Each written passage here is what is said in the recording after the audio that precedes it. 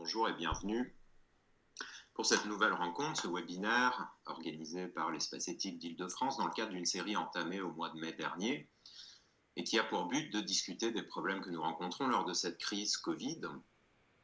Alors la séance d'aujourd'hui porte, vous l'avez sans doute vu, sur une question qui a beaucoup agité le paysage médiatique français, les tensions entre le soin et la recherche en situation d'urgence.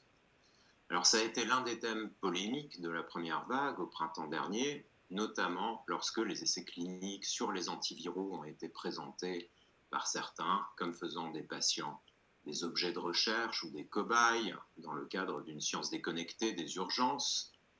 tandis que d'autres considéraient l'administration systématique de médicaments n'ayant pas fait leurs preuves sur le Covid comme étant antiscientifique et risquant donc d'aller au détriment du soin.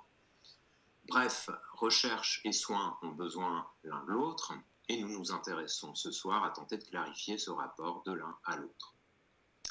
Alors, de manière générale, on peut présenter soins et recherche dans un rapport paradoxal puisque le soin s'appuie sur la recherche, sur les meilleures connaissances établies et les meilleures technologies, tandis que la recherche, puisqu'elle porte sur la santé des patients, doit s'appuyer sur le soin.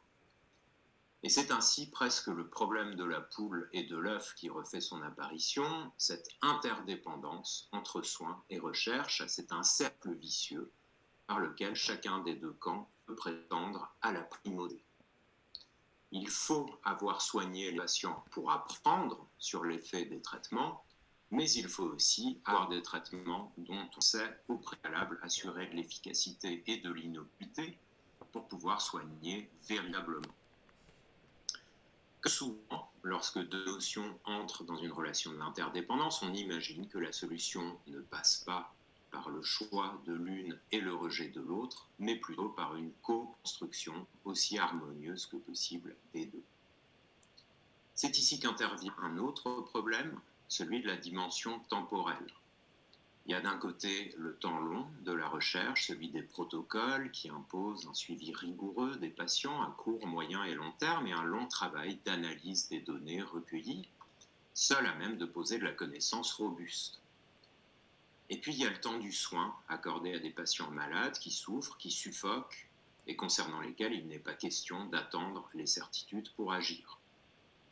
Au statut controversé du patient, tantôt objet de recherche ou sujet du soin, s'ajoute donc ce problème du temps qu'il faut prendre tout en ne le prenant pas, en agissant à la guerre comme à la guerre. Autant d'injonctions contradictoires avec lesquelles doivent composer soignants, chercheurs, patients, politiques, mais auxquelles a aussi été confronté le grand public. Et il me semble que le grand enjeu, lorsque l'on aborde ces questions, est de comprendre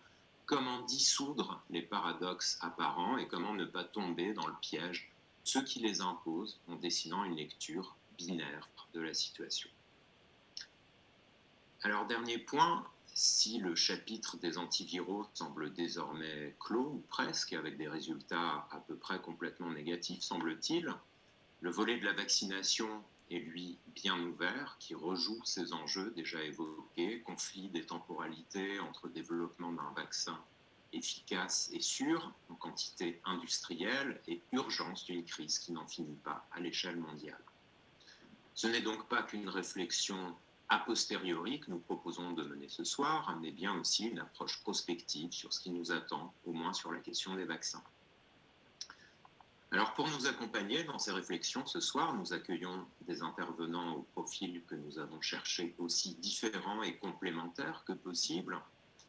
Pour commencer, Hubert Méchin, médecin, qui s'est ensuite fortement impliqué dans l'évaluation des produits de santé.